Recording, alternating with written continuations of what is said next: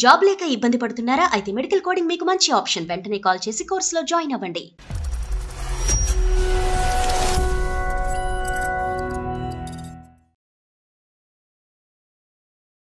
మా ఫ్రెండ్ హరీష్ బెంగళూరులో జాబ్ చేస్తుండే సార్. ఓకే. హరీష్ బెంగళూరు రమ్మని చెప్తే బెంగళూరుకి వెళ్ళినా సార్. ఓకే ఓకే ఒక 1 hour 2 hours మాతో నుండి ఒక వర్క్ ఉందని చెప్పి బయటకు వెళ్ళాను. ఓకే, హరీష్ వెళ్ళిపోయాడు, కానీ వైఫ్ ఉందా? ఆమె నేను ఇద్దరం కమిట్ అయిపోయినాం సార్.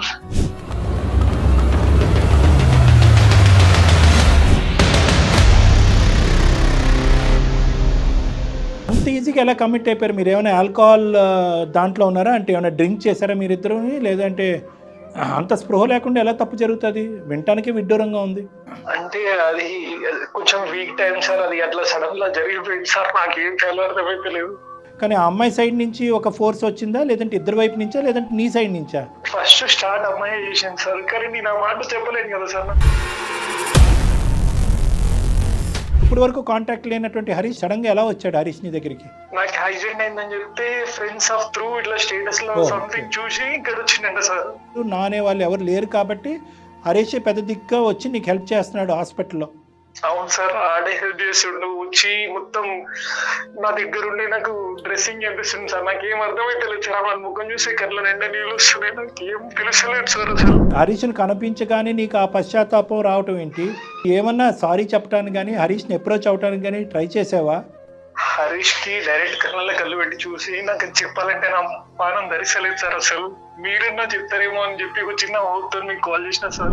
మీ ఫ్రెండ్ వచ్చి ఇప్పుడు నీకు సేవ చేసేటటువంటి టైంలోనే నీకు ఆ పాత జ్ఞాపకాలు గుర్తొచ్చి అది ఇప్పుడు కడిగేసుకుందాం, ఒక అపాలజీ చెప్దాము, ఇప్పుడు ఎందుకు రావాలి? 5 సంవత్సరాల్లో ఎప్పుడైనా బెంగళూరు వెళ్ళి మీ ఫ్రెండ్ కాళ్ళ మీద పడి అరే ఈ తప్పు జరిగిపోయిందిరా, నన్ను నీ భార్యని ఇద్దరిని క్షమించు, ఇది ఇక్కడితో వదిలేసాయని చెప్పి ఎప్పుడన్నా అడుగుండేవాడు కదా. ఇప్పుడు ఎందుకు అడుగుతున్నావు?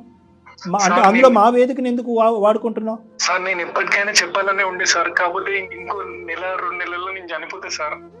1 month 2 months లో నేను చనిపోతా సార్.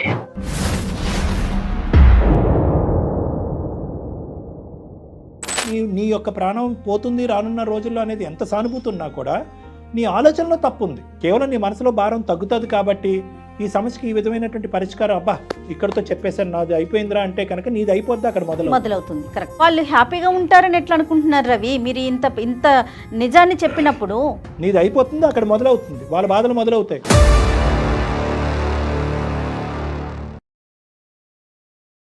అందమైన జీవితం కార్యక్రమానికి స్వాగతం. నమస్తే కళ్యాణ్ గారు. నమస్తే జయ గారు. కళ్యాణ్ గారు, సాధారణంగా అంటూ ఉంటారు మనకి పెద్దలు, పశ్చాత్తాపానికి మించిన ప్రాయశ్చిత్తం లేదని. కానీ అది ఎలా అయిపోయిందంటే తప్పు చేయటం, ఆ సారీ అనే ఒక పదం చెప్పటం చాలా ఈజీ అయిపోయిందని. కొన్ని సందర్భాల్లో అసలు ఈ పదాన్ని ఎవడు కనిపెట్టాడు అనేంత కోపం కూడా వచ్చేస్తుంది. అలాంటి ఇష్యూ ఒకటి మన దాకా వచ్చిందండి. రవి అనే ఒక పర్సన్ మనకు మెయిల్ చేశాడు. అది చదివినప్పుడు నాకు ఏమీ అంటే మైండ్కి తోచలేదు. సరే మీ ముందే పెడతాను నేను. రవి అండి, నేను కాల్ చేస్తాను కళ్యాణ్ గారు. హత్య చేసి డెడ్ బాడీకి సారీ చెప్తే అట్లా ఎగ్జాక్ట్లీ అండి, మంచి ఎగ్జాంపుల్ చెప్పారు.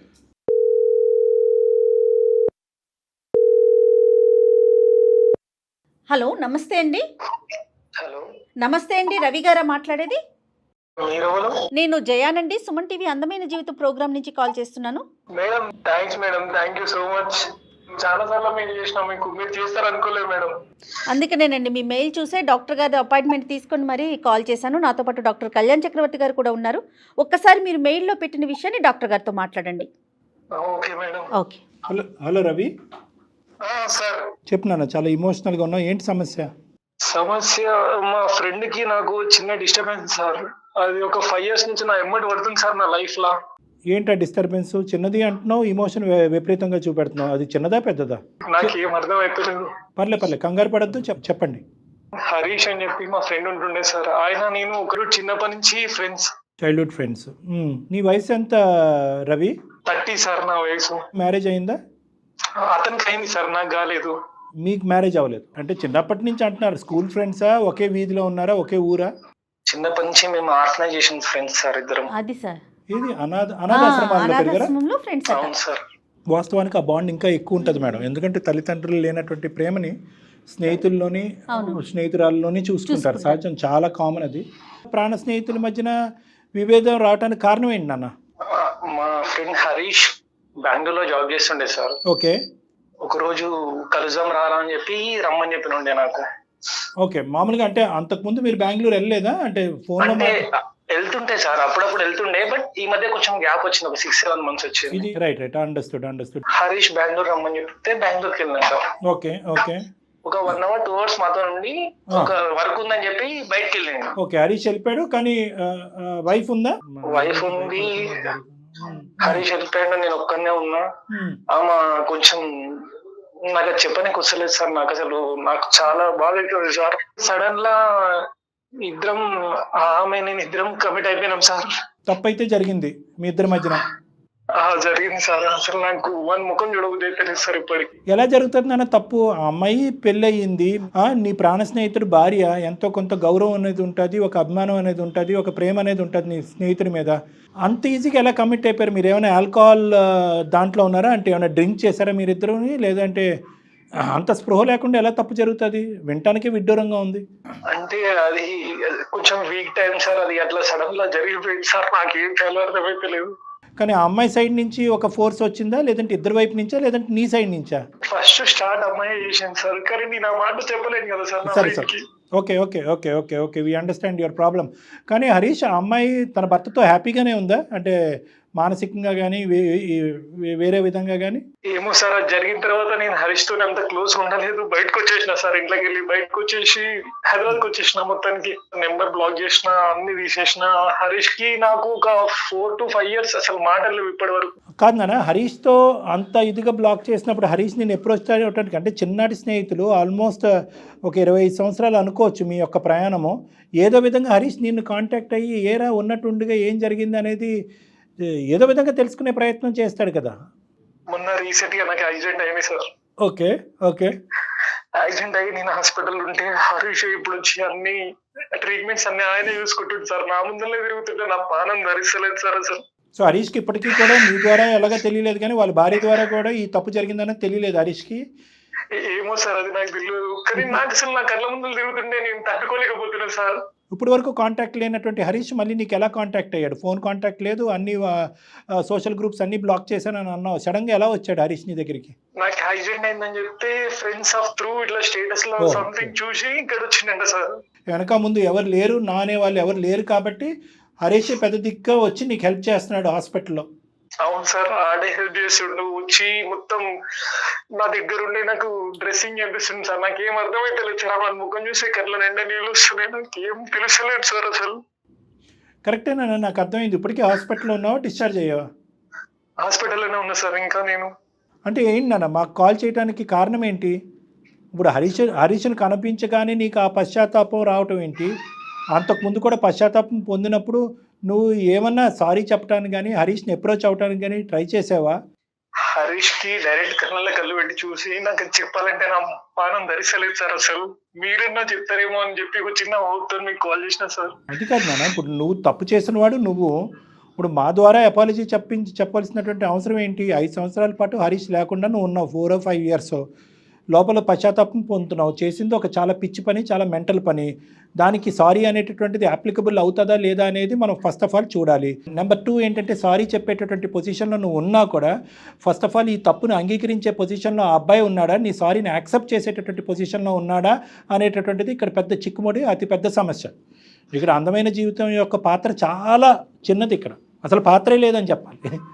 లేదంటే ఏమవుతుందంటే జయ గారు, ఇటువంటి తప్పులు చేయటం, ఏదో బలహీనమైన సమయంలో చేసాము, వర్షం కురిసిన రాత్రి చేసేసాము అనేటటువంటి మాటలు మాట్లాడటము, అరే తప్పు జరిగిపోయింది కదా, ప్రాణ స్నేహితుడికి తలెత్తుకోలేకపోతున్నాడని చెప్పి బ్లాక్ చేయటము, తర్వాత మన దగ్గరికి రావటము, మన ద్వారా సారీ అతనికి చెప్పించటము, క్షమించేసయ్యా నా ప్రాణ స్నేహితుడు కదా, పశ్చాత్తాపం పొందాడు, ఇక్కడితో వదిలేసి మళ్ళీ స్నేహం కంటిన్యూ చేయండి అంటే కనుక దాని గురించి ఈ వేదిక. వేరే సంఘటనలో, వేరే సందర్భాల్లో మీ ద్వారా మేము నా ప్రాణ స్నేహితుడికి కానీ, నా భార్యకి కానీ, నా తల్లిదండ్రులకు కానీ, నా అన్నదమ్ములకు కానీ, అక్క చెల్లెలు కానీ సారీ చెప్పాలి అనుకుంటున్నాం, కానీ అది వేరే విషయం. తన సొంత భార్యతో మీరు ఒకసారా 10 సార్లు అనేది ఇక్కడ అనవసరం. చేయకూడనటువంటి తప్పు చేశారు. తప్పు చేసిన తర్వాత 5 సంవత్సరాలు వెయిట్ చేశారు. 5 సంవత్సరాలు వెయిట్ చేసిన తర్వాత అతనికి సారీ అనేది ఎప్పుడు చెప్పాలి అనిపించింది అంటే కనుక అతను ఇదంతా వెనక్కి పెట్టేసి, ఓకే బహుశా అతనికి తెలియదని అన్నారు కాబట్టి అతను ముందుకొచ్చి ఎవరు లేనటువంటి మీకు హెల్ప్ చేయడానికి ముందుకు వచ్చారు. అతనికి ఏమైనా జరిగితే చేయడానికి భార్య ఉంది, మీకు ఎవరు లేరు. మీ ఫ్రెండ్ వచ్చి ఇప్పుడు నీకు సేవ చేసేటటువంటి టైంలోనే నీకు ఆ పాత జ్ఞాపకాలు గుర్తొచ్చి అది ఇప్పుడు కడిగేసుకుందాం, ఒక అపాలజీ చెప్దాము, ఉన్నది ఉన్నట్టుగా చెప్పేద్దాం అనేది ఇప్పుడు ఎందుకు రావాలి? 5 సంవత్సరాల్లో ఎప్పుడైనా బెంగళూరు వెళ్ళి మీ ఫ్రెండ్ కాళ్ళ మీద పడి ఒరే ఈ తప్పు జరిగిపోయిందిరా, నన్ను నీ భార్యని ఇద్దరిని క్షమించు, ఇది ఇక్కడితో వదిలేసాయని చెప్పి ఎప్పుడన్నా అడుగుండేవాడు కదా, ఇప్పుడు ఎందుకు అడుగుతున్నావు? అంటే అందులో మా వేదికని ఎందుకు వాడుకుంటున్నావు? అతనికి నేను చెప్తే మిస్అండర్స్టాండ్ చేసుకుని వాళ్ళ భార్యని ఏమంటాడు, ఇప్పటికైనా అంతే కదండి. ఎప్పుడైనా అంతే. సార్ నేను ఎప్పటికైనా చెప్పాలనే ఉండే సార్, కాకపోతే ఇంకో 1-2 నెలల్లో నేను చనిపోతా సార్. దానికన్నా ముందే 1 month 2 months లో నేను చనిపోతా సార్.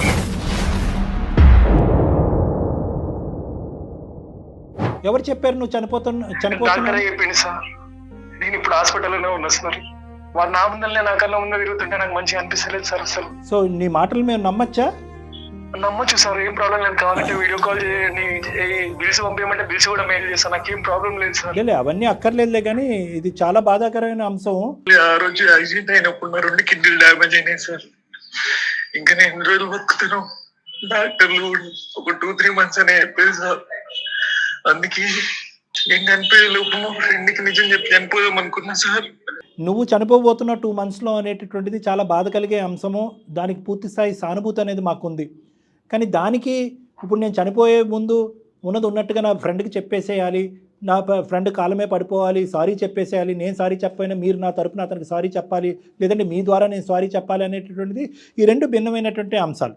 తన మనసుని తేలికపరచుకోవటం కోసం అంటే తప్పు చేయలేదు, స్వార్థం కనిపిస్తుంది కదా మేడం. ఇక్కడ 100% కనిపిస్తుంది డాక్టర్ గారు, స్వార్థం కనిపిస్తుంది. నా బాధ అంటే ఒకటి చెప్తున్నాను జయ గారు, అంటే నువ్వు కూడా వినాలి రవి.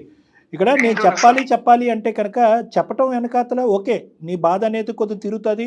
ఒరే ఒక పాపం పని చేసిన తర్వాత చనిపోతున్న నన్ను నా ప్రాణ స్నేహితుడికి ఒక మంచి చేసిపోతున్నాను అనుకుంటే అది వేరే విషయం. ఇక్కడ ఎవరికి మంచి జరుగుతుంది? నీ ఫ్రెండ్కి జరుగుతుందా? నీ ఫ్రెండ్ భార్యకి జరుగుతుందా? 5 సంవత్సరాల పాటు వాళ్ళ జీవితం సాఫీగా జరుగుతుంది, ఏమీ లేనట్టుగానే వాళ్ళు ముందుకు వెళ్తున్నారు. ఎందుకంటే నీ ఫ్రెండ్ ఇక్కడి వరకు వచ్చాడంటే కనుక బహుశా ఇప్పటి వరకు కూడా అతనికి ఈ విషయం తెలియదు అనేది మనం నమ్మాలి. ఎందుకంటే తెలిస్తే కనుక ఏ మగాడు సహించడు, ఏ మగాడు అంత పెద్ద మనసు చేసుకుని వచ్చి ఇక్కడ నీకు సేవ చేయడు. దానికి తోడు ఒకప్పుడు వచ్చి సేవ చేసినా మరి నీకు సేవ చేస్తాను దానికి రెడీ, కానీ ఒక్కదానికి సమాధానం చెప్పండి, నిన్ను అడిగిన తర్వాత నీకు ఏమైనా సేవ చేస్తాడు. నా భార్యతో ఎందుకు ఇలా చేశావు, ఒక ప్రాణ స్నేహితుడి జీవితంలో ఎందుకు ఇలా నిప్పులు పోసావు, అప్పటి నుంచి ఇప్పటి వరకు మేము నరకయాతన అనుభవిస్తున్నాము, భార్యాభర్తలుగా మేము హ్యాపీగా లేము, లేదంటే మేము విడాకులు అయిపోయింది అని ఏదైనా చెప్పుండేవాడు. నా ఆలోచన ఏంటంటే ఇప్పటికి కూడా మీ ఫ్రెండ్కి నిజాలు తెలియదు అనేది నా ఆలోచన. ఈ రోజు మంచిది నాన్న, ఇప్పుడు ఒక విధంగా చెడులో మంచి గుడిలో మెల్లనుకో. ఇది ఈరోజు నువ్వు నీ ఫ్రెండ్కి ఇది తెలియపరచడం వల్ల నీకు వచ్చేటటువంటి అడ్వాంటేజ్ కేవలం నీ గుండెల్లో ఉన్న భారం దించుకోవటం, ఆ గుండెల్లో ఉన్న భారం పెంచడం తప్ప ఇంకేముంది ఇక్కడ? రేపొద్దున భార్యాభర్తలు ఇద్దరు కొట్టుకుసేస్తారు జీవితాంతం. నీ యొక్క ప్రాణం పోతుంది రానున్న రోజుల్లో అనేది ఎంత సానుభూతి ఉన్నా కూడా నీ ఆలోచనలో తప్పు ఉంది, నీ ఆలోచనలో కరెక్ట్ లేదు. నువ్వు సారీ చెప్పినా, నువ్వు యథార్థంగా కాదు ఆ అబ్బాయికి చెప్పినా, మా ద్వారా చెప్పించినా చేదనుభవమే. ఈరోజు వాళ్ళ జీవితాల్లో నిప్పులు పోసిన వాడు అవుతావు నువ్వు. అర్థమైందా నాన్న? అంటే నువ్వు కాదు, ఇప్పుడు నువ్వు 5 సంవత్సరాల పాటు ఈ విషయాన్ని అతని వరకు తీసుకెళ్లకుండా, ఉన్న నిజాన్ని అతని వరకు చెప్పకుండా, అపాలజీ చెప్పకుండా, సారీ చెప్పకుండా ఎలా అయితే ఉన్నావో ఇప్పుడు కూడా అలాగే ఉండమని నేను చెప్తున్నా.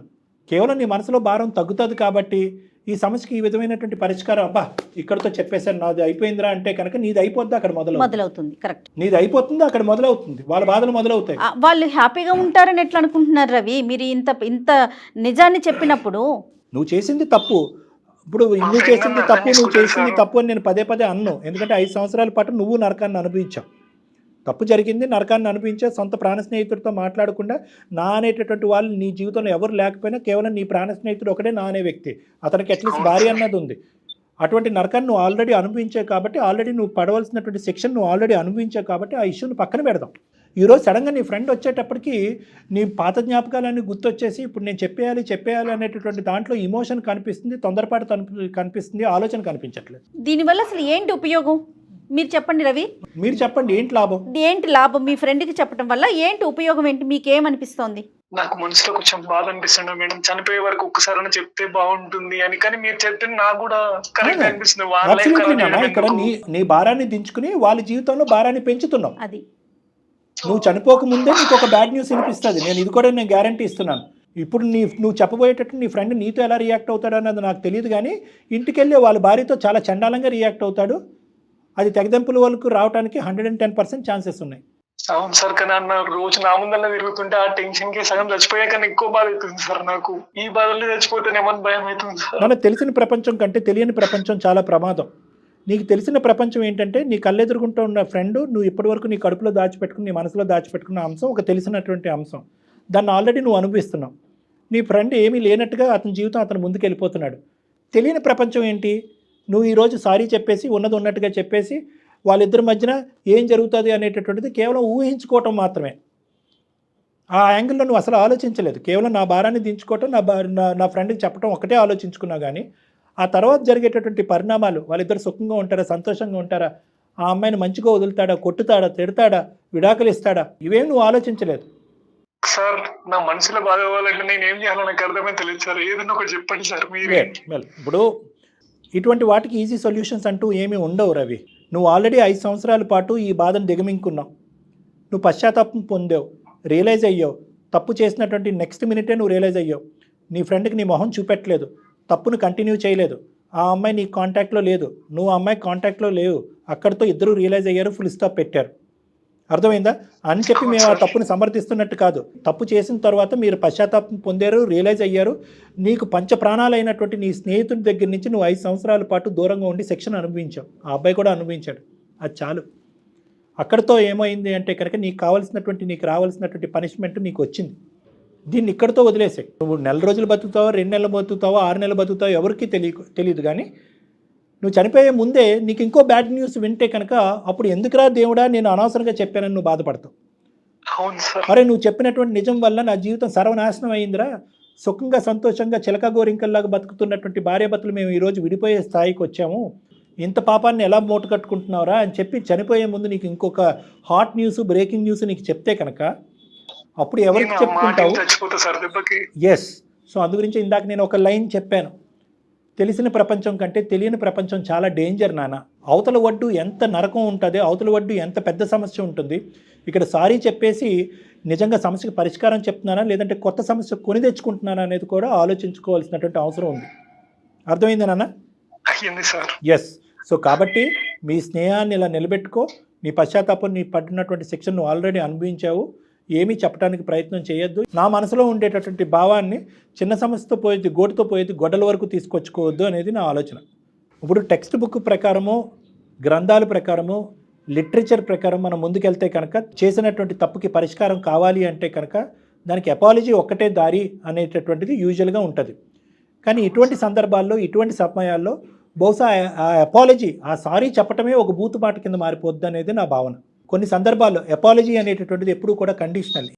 ఎందుకంటే నువ్వు చెప్పేటటువంటి సారీ ఇంకో సమస్యకి దారి తీయచ్చు, జీవితాలను నాశనం చేయొచ్చు.